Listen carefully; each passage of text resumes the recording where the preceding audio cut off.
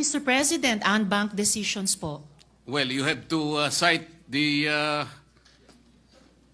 would gladly jurisprudence. cite the GR number po bang hinihingi, Mr. President? Pagka sinabi pong bank, lahat po ng members ng Supreme Court, 15 of them, unanimous.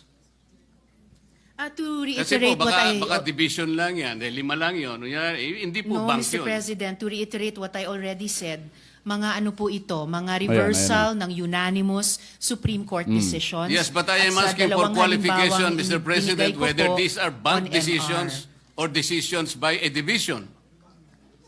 And whether or not they Mr. were President, characterized by... sinabi ko rin na po Ayan, kanina, Sandali unbanked po. decisions po ito. Ay, hindi po. Whether or I am not the replying to the decisions question. are characterized by the following qualifications. 1, unconstitutional, void ab initio, violative of due process. All these are present in those jurisprudence and cases as you cited. Mr. Mr. President, President,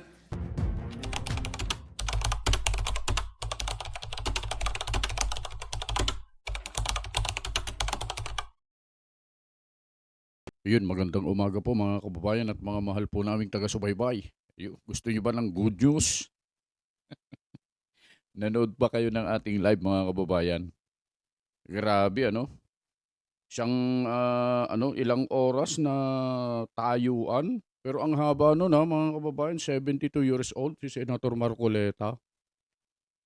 Hindi siya umupo mga kababayan mula nung mag-privilege speech siya hanggang sa nag-interpellation lahat ng mga halos napakaraming senador. Mag-isa lang siya na sumasagot mga kababayan. Grabe naman talaga napabilib. Napabilib ang taong bayan na nanonood sa talino, husay at galing ni Senator Rodante Marcoleta. Kaya gusto natin na i-congratulate si Senator Rodante Marcoleta sa pagkakataong ito sapagkat pinatunayan niya sa sambayan ng Pilipino yung kanyang pagiging makabayan, makatao, makadiyos at ayun, wala siyang kinikilingan. Ipinaglaban lang kung ano talaga yung tama.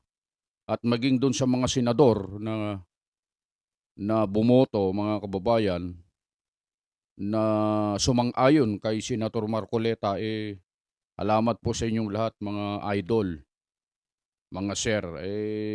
Doon naman po sa mga hindi sumang-ayon, 4 yata yun doon sa huling butuhan, 4 yung nagno, tapos 1 yung abstain. Ayun, at pero hindi naman yun ang pag-uusapan natin mga kababayan. Ang pag-uusapan natin itong pagsupalpal. Habang pinanonood ko kasi ito, grabe na hindi malaman nitong si Risa Hontiveros ang kanyang gagawin mga kababayan. Kasi noong nagsasalita pa yung ibang mga kasama nila at nagsasalita pa si Senator Rodante Marcoleta, nag-research ito si Senator Hontiveros mga kababayan at naghanap ng pwede niya sanang maibutas kay Senator Rodante Marcoleta tungkol nga dito sa mga naging desisyon daw ng di umano ng Korte Suprema na na-reverse at nakakita siya sa Google mga kababayan. At yun ang kanyang ibinida na sinabi kay Senator Rodante Marcoleta. Siguro panoorin natin para mas lalo po ninyong maintindihan yung sinasabi natin mga kababayan. Ito yun. Mr. President, unbanked decisions po. well, you have to cite the I would gladly jurisprudence. cite the GR number po bang hinihingi, Mr. President? Pagka sinabi pong bank, lahat po ng members ng Supreme Court, 15 of them, unanimous. To Kasi po, reiterate what I... baka division lang yan, 5 lang yun. Hindi po No, bank Mr. yun. President, to reiterate what I already said, mga ano po ito, mga reversal ng unanimous Supreme Court decisions. Yes, but I am At sa asking for dalawang qualification, halimbawang Mr. President, binigay ko whether po these are on bank MR. decisions or decisions by a division. And whether or not they Mr. were President, characterized by... sinabi ko rin na po Ayan, kanina, Sandali unbanked po. decisions po ito. Ay, hindi po. Whether or I not am the replying to the decisions question. are characterized by the following qualifications. 1, Mr. unconstitutional, President, bagamat void ab initio, para itong violative of due usapan natin process. kaninang operative All these are kanina, present simple lang in yung those tanong. jurisprudential cases May as you kaso cited. na Ayan. po ba na Mr. ang President. Supreme Court sa unanimous decision ay ni-reverse ang sarili nila? Ngayon, may dinadagdag na tanong. Pero sige po, yung League of Cities of the Philippines versus COMELEC, the Supreme Court, in its original decision in 2008, unanimously declared the cityhood laws unconstitutional. I will have to get more information po on the ISAA reversal of unanimous decision.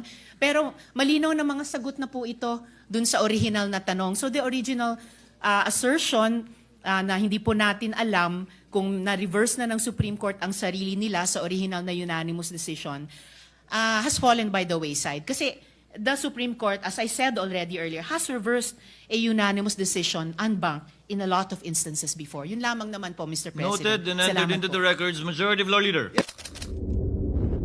Nakita nyo yun, mga kababayan. Ito kasing si Risa Hontiveros, mga kababayan. Umaasa lang sa chat GPT ba yon, yung AI, mga kababayan. Pagka may mga gusto siyang sabihin, nagre-research, nag-google o kaya kung saan-saan kumukuha ng impormasyon, mga kababayan. Dito sa pagkakataong ito, naka-google yata siya ng desisyon ng Supreme Court na nai-reverse daw, bumaliktad o kaya binago nila yung desisyon sa kabila ng nag-unanimous decision sila. Kaya ito naman, si Senator Rodante Marcoleta, ginisa siya. Yan bang sinasabi mo ay bank yan? Mga ganun. Nung sinasabi na ni Senator Marcoleta na yan ba ay 15 dapat yan at dapat yan, katulad nung napanood nyo, mga kababayan, eto na, nataranta na si Risa Hontiveros, mga kababayan. Nakakahiya. Napakaraming sinupalpal dito ni Senator Rodante Marcoleta, mga kababayan. Si Kiko, lalo na si Senator Soto, ayan.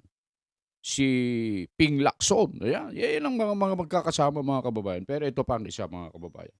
Meron ditong nangyari sa Senado habang nagsasalita ang isa sa mga senador na bumastos, mga kababayan. Binastos nila yung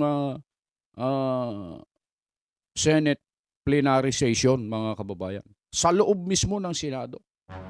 Hindi natin alam kung bakit nakapasok ito sa loob ng Senado, mga kababayan. Pero napakababastos nito, mga kababayan. Eto, panoorin nyo to. Para makita nyo yung sinasabi namin. Ayan o. Gumagano'n sila. Sa dalawang taon na nanilbihan kami, ang trabaho ng kongressista, sa pagkaalam ko, ay maging kinatawan ng kanilang distrito o kanilang sektor. Bakit naman ngayon ay naging tagabantay na lamang sila ng humihiyaw na dambuhalang sa Nakita niyo po yun, mga kababayan. Ang nagsasalita yata rito, kung hindi ako nagkakamali, kasi babae yung boses, hindi kasi pinakita, mga kababayan eh. Gumaganon sila sa loob ng Senado, mga kababayan. Kaya ang ginawa ng mga Guardia Civil ba tawag doon, mga kababayan? Pinalabas itong mga ito sapagkat wala silang galang sa isinasagawa doon sa loob ng Senado. At nagsalita pa si Senador Jinggoy. Nung napansin niya yung mga yon, pwede bang ilabas nyo yan, yung mga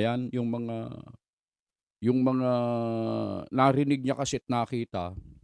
Kaya nag-utos siya na ilabas yung mga tao na yung mga kababayan. Itong mga taong ito, mga kababayan, ay walang galang sa mga mambabatas, sa mga gumagawa ng batas, at maging sa loob ng Senado, ginaganito nila, mga kababayan. Hindi sana dapat makapasok itong mga klase ng taong ito sa loob ng Senado, mga kababayan. Beno, mga kababayan, yun lamang yung na-share namin sa inyo. Marami pa tayo sanang gustong i-share, pero sapat na po siguro yung nakapag-live tayo kanina.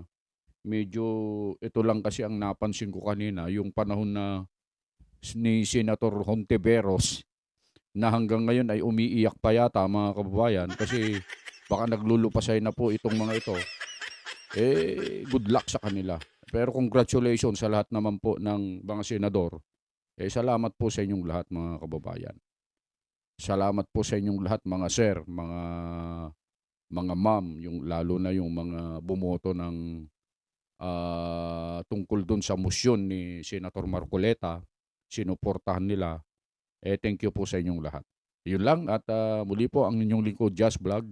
Bumabati po sa inyo ng isang magandang umaga, magandang araw at lagi po kayo mag-iingat sa inyong mga paggawa.